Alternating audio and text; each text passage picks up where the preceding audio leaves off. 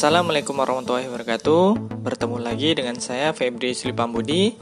Kali ini kita akan melanjutkan pembahasan tentang sifat koligatif larutan. Langsung saja kita ke menunya.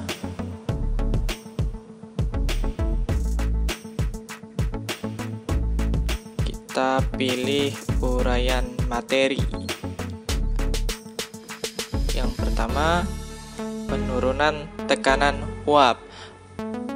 Penurunan tekanan uap itu adalah sifat koligatif yang pertama. Sebelumnya, kita ke kehidupan sehari-hari terlebih dahulu. Ini adalah gambar kita sedang memasak air sampai mendidih. Di sini ditutup ya pancinya. Lalu, pernahkah Anda memasak air dengan panci yang ditutup? Apakah tutup panci tersebut tertekan ke atas oleh uap air? Lalu, mengapa bisa demikian? Coba kalian kira-kira terlebih dahulu apa jawabannya. Nah, untuk lebih memahami hal tersebut, kita akan pelajari lebih lanjut di pembahasan materi kali ini. Nah, kalau ini ya, ini biasanya kan ini tertekan ke atas. Nah, itu mengapa bisa demikian? Itu alasannya adalah, nah ini gambarnya. Ini gambar submikroskopis dari air yang dididihkan. Jadi ini dipanaskan ya, dididihkan, uap air. Nah, di sini karena di sini ditutup, maka uap air ini tidak dapat keluar. Akhirnya dia penuh di sini nanti, penuh dengan uap air, dan karena tertutup dia ada yang kembali menjadi embun dan ada yang menjadi uap kembali. Nah, terus ini akan menghasilkan kesetimbangan dinamis air dan uap air. Nah, uap air karena dia terus berputar di sini, ini akan menghasilkan uap jenuh, dan uap jenuh ini menghasilkan tekanan.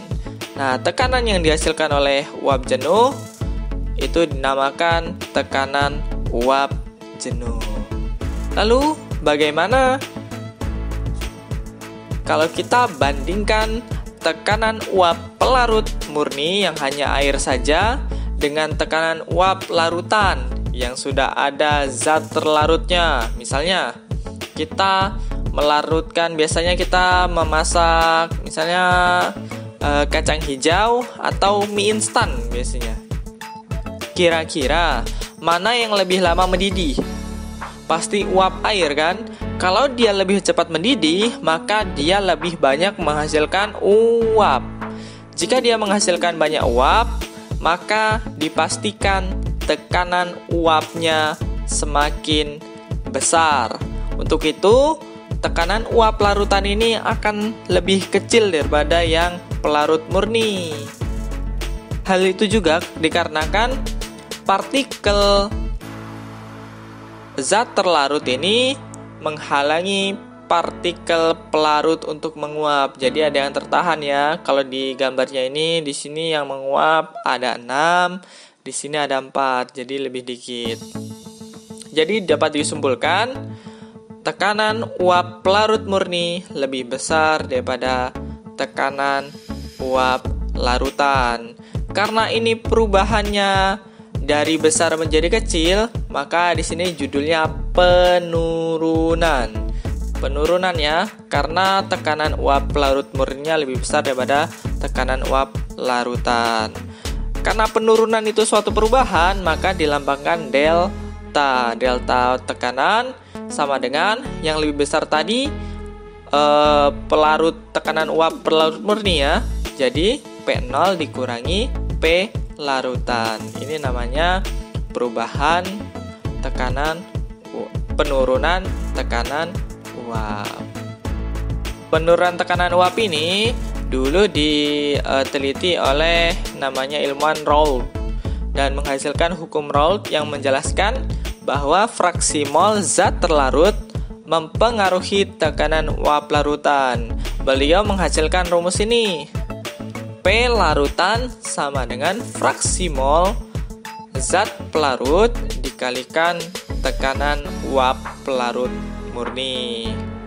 Nah, karena ada rumus ini dan rumus yang sebelumnya, kita bisa gabungkan menjadi seperti ini. Nah, ini kita jabarkan XP ini seperti yang kita pelajari di pertemuan sebelumnya. Kalau XP ditambah XT sama dengan 1, maka XP ini dapat dikonversi jadi 1 dikurangi XT dikalikan P0. Lalu dijabarkan P0 dikurangi P0 dikali XT. Lalu karena perubahan tadi P0 dikurangi P larutan, dijabarkan terus sampai ini P0 dikurangi P0 ya, jadi habis, ditambah P0 dikali XT, dan dihasilkan hanya P0 dikali XT. Dan ini dihasilkan rumus yang kedua.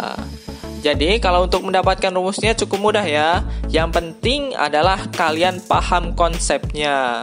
Yang paling penting itu, dan yang kedua harus juga bisa rumusnya. Jadi didapatkan dua rumus. Yang pertama yaitu delta P sama dengan P0 dikurang P larutan.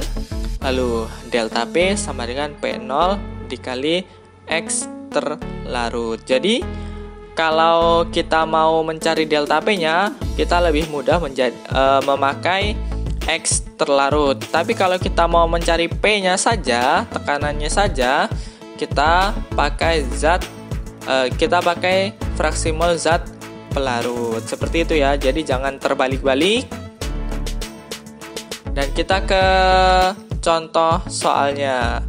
Di sini diketahui X etanol, maksudnya fraksi mol etanol adalah 0,25. Jika pada suhu tersebut tekanan uap air adalah 80